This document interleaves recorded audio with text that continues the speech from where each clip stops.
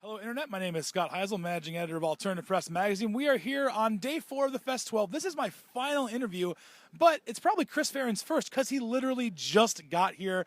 Chris Farren, Fake Problems. What the fuck took so long? You know, we're just had a lot of preparation to do for our big set tonight. Why are you talking as if you're talking into like, what's up, everybody? Like a wrestler or something. Well, we had a lot of preparation to do for our big set tonight.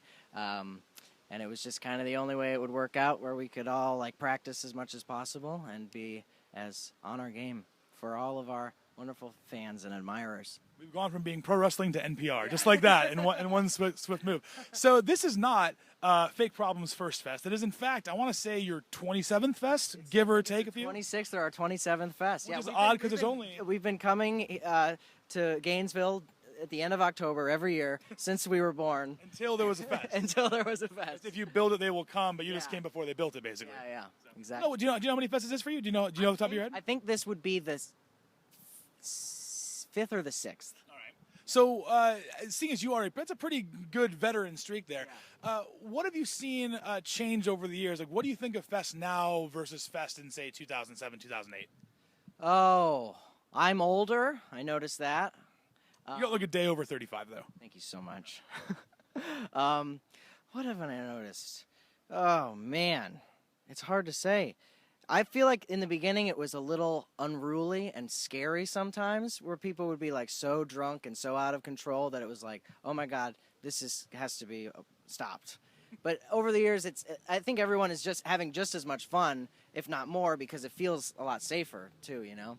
So that's one positive thing I could say about the fest. Now, you've played special fest shows before. You played a set where it was all your old stuff. I believe you did that before. And you mentioned earlier you've been practicing a lot for this show. What do you have in the works for tonight's show at the fest? You know, we don't really get a chance that often to play some of our really, really old songs because outside of the fest, many people don't really give a shit about some of our oldest material, but this is definitely a place where we can come and play like the first songs we ever wrote, and everyone will know like the words and be excited to hear them. So we're getting a lot of tweets about songs that I forgot that we even wrote.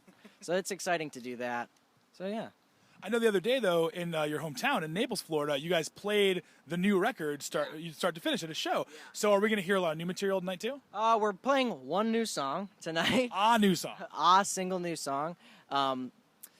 Yeah, but that Naples show is cool because we just recorded a bunch of new music, and we just played all of the stuff we recorded, kind of in just a mishmash order, but it was really fun to kind of get that reaction from our hometown. So it wasn't like a start to finish new record, A-side, B-side? Not really, because the record's not even really done. We're about 80% finished recording it, so we're still trying to figure out what it will be, if it'll be a record or some EPs and 7 inches or something like that. So. Well, I just ran into Joe Morrow, punk celebrity of the early November, who's here, and Joe Morrow told me I have to find out what's going on with the new record. So what is going on with the new Fake Problems record? It's been it'll be 4 years come next year, and so since we've had a new Fake Problems. Yeah. So what's going on? Give me the details. Okay, so we were just in LA for 2 months. That stands for Los Angeles, by the way. Los Angeles.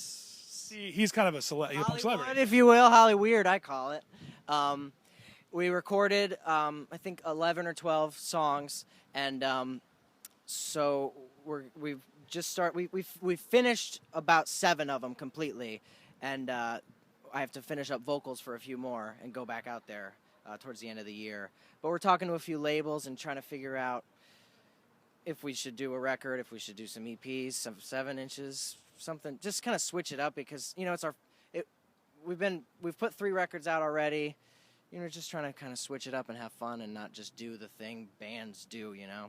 So who did you record with when you were out in LA? Ted Hutt, who did 2 Gaslight Anthem records, our last record, some Old Crow, Medicine Show records, stuff like that. That's awesome. So it's safe to say that there will be, in some form, new Fake Problems music in 2014. Oh, absolutely. I'll pass away from sadness if that doesn't happen. Holy shit, that's a weird promise to make on camera, because I'm gonna get really bummed if New Year's Eve comes around, you're like, fuck.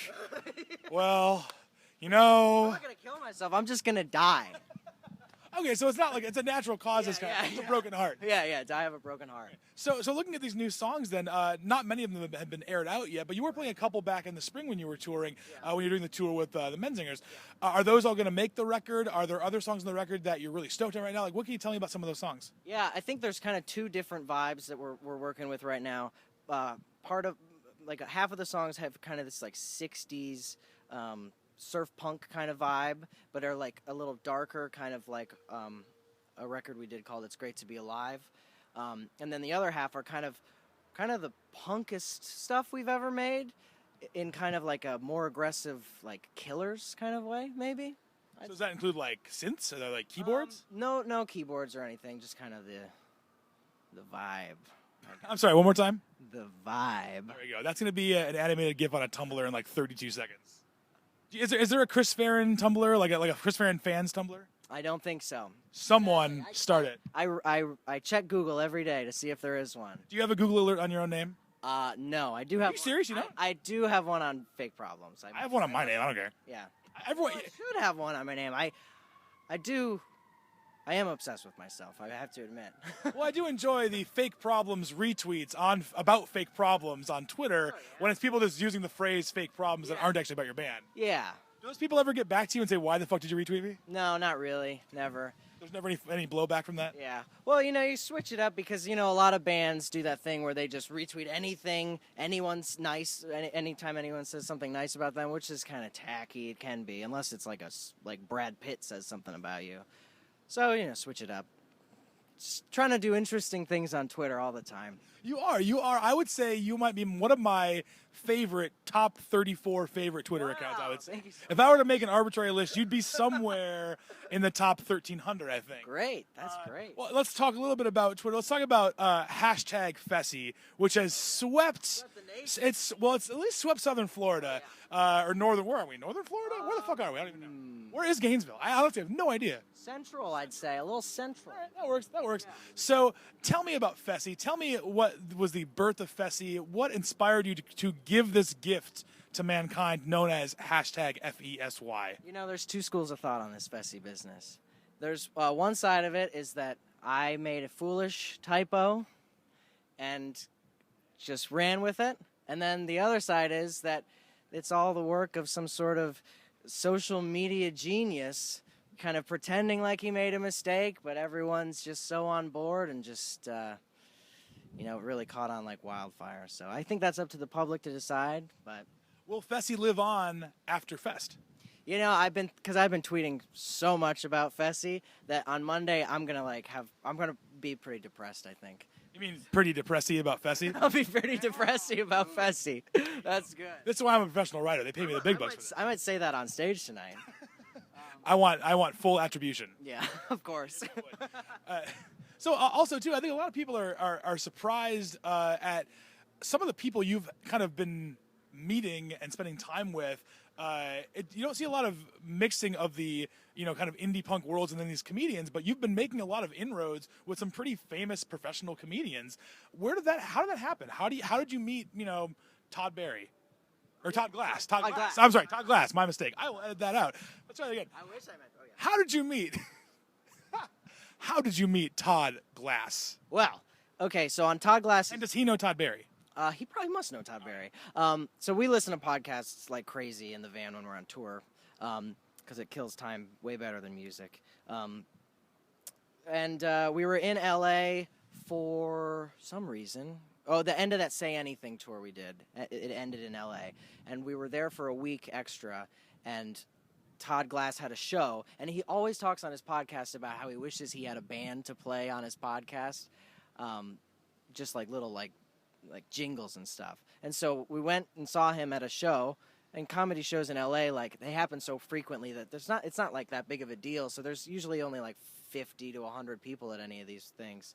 And I just went up to him. I was like, hey, do you want us to play your podcast? We're here all week. And he was like, of course. And then we became really good friends over the past year. And when we were recording in LA, he invited me to go with him as his plus one to the roast of James Franco. And then I met a couple other people there. That's what. Explain to me what that world is like when you're at like a TV roast like that. Like, is it as Like, was it as funny as it seemed on TV? Like, explain to me what it was like. It was funnier. They told some jokes that did not make it, that were probably for the best because people would like freak out. Some edgy stuff. But yeah, it was really cool. I was at a table and the girl in front of me, she threw up all over herself. And then right when that happened, the camera guys came over and like zoomed in on, not because she threw up on herself, just because they get like crowd reactions from everyone. And then just at that moment, like some guy just came in front of her and she threw up on herself, but you couldn't really tell. So I'm just like sitting behind her at the table, and she's just kind of like, so that was really fun. Was this a celebrity female or just a random female? It's just a friend of somebody, one of the roasters. Oh, that's what you wanted to believe. It's actually Courtney Love, probably. Yeah. If I'm gonna guess anybody, it was probably Courtney Love. Yeah. So, all right, I do have one last question before I let you go. This has been rumored for a couple years now. We've yet to see it come out. Where is the oft-fabled, yet to be realized, Never Shout Never Fake Promise split 7-inch? Oh, you know what? I remember they had that idea. Never Shout Never kind of came to us. I think it was right before the tour we did with them. It was in between, because we met them and became pretty good friends with them on Warped Tour. On the AP stage, by the way. What other stage could there be? All the other stages. We became good friends with them, and then I think we just kind of started talking about it. It was going to be for Habitat for Humanity, and we were definitely recorded our side, and then we're kind of just waiting, and then I don't know what happened. They never ended up recording theirs, and the kind of fizzled out. I mean, but luckily humanity has enough habitats, yeah. So we met the demand. Yeah, everyone's all set. So we're squared away. Yeah. So will that ever see the light of day? It was a Never Shut Never cover, right? Is that what you did? Yeah, we did one of their songs called "Sweet Perfection." Yeah, I mean, we're still down to do it, and we're still friends with all those guys. So maybe it will, maybe it won't. I don't know. Right, well, Christopher Drew, if you're watching, if you have a Google alert for your name and you found this, call your buddy Chris Farren, man. It's Chris on Chris action. Yeah. Chris on Chris. And in the meantime, Chris, where can they follow you on Twitter? Of course, you can follow me at Chris Farren, Farren. And where can they follow your band on Twitter? Fake Problems. And where can they follow your band on Instagram, which is the best name on Instagram? Fakey Peas. At Fakey Peas. I love it very much. Chris, thank you so much for spending time with us. Appreciate it today. Thanks for finally showing up at Fest. We've been here for like 9 days, and you finally got here at 4 p.m. on Sunday. I appreciate that. That is it for us at the Fest. Thank you very much for watching, everybody. We'll see you next time.